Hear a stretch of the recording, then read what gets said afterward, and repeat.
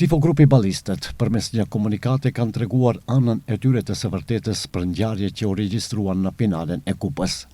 Ata shprehen se nuk e kanë problem të urojnë Sileksin për fitoren e merituar, por përmes një komunikate zyrtare kërkojnë që në sezonin e ardhshëm të ketë drejtësi në të gjitha ndeshjet dhe kompeticionet, si në kupë ashtu edhe në ligë, edhe pse sipas tyre ky duket si një mision i pamundur në këtë shtet.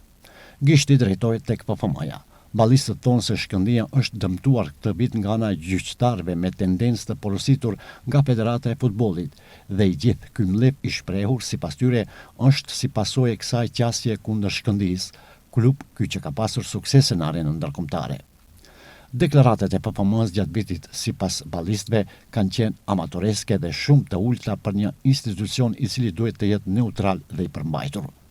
Ballistët shprehen të prerë se ekziston një urrëtie patologjike kundër Shkëndijës, duke pohuar se në shumë raste janë linçuar emra të përveçshëm të klubit, pa mos llogaritur se Shkëndija është emër që influencon komunitet të gjerë tifozësh dhe prek ndjenjat e një etnikumi. Porosia jonë dhe mesazhi kryesor është që politika të heqë duart nga sporti, pasi çështja nga futbolli mund të reflektojë edhe në sfera të ndryshme të jetës, me pasoja më të rënda.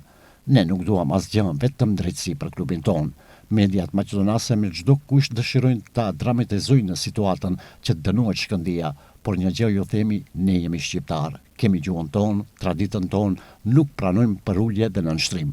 Mos vallë keni haruar për shargjet dhe ofendimet e palës tuaj në baza nacionale.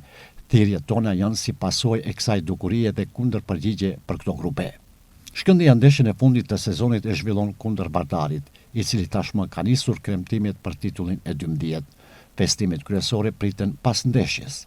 Pavarësisht se Bardari ka bërë thirrje që të mos ketë thirrje nacionaliste, veprimet e tyre dhe kreut të këtij klubi ndaj Pelisterit dhe fyerjet në adresë të manastirasve lënë të kuptojnë se nuk do të kursihen as edhe shqiptarët.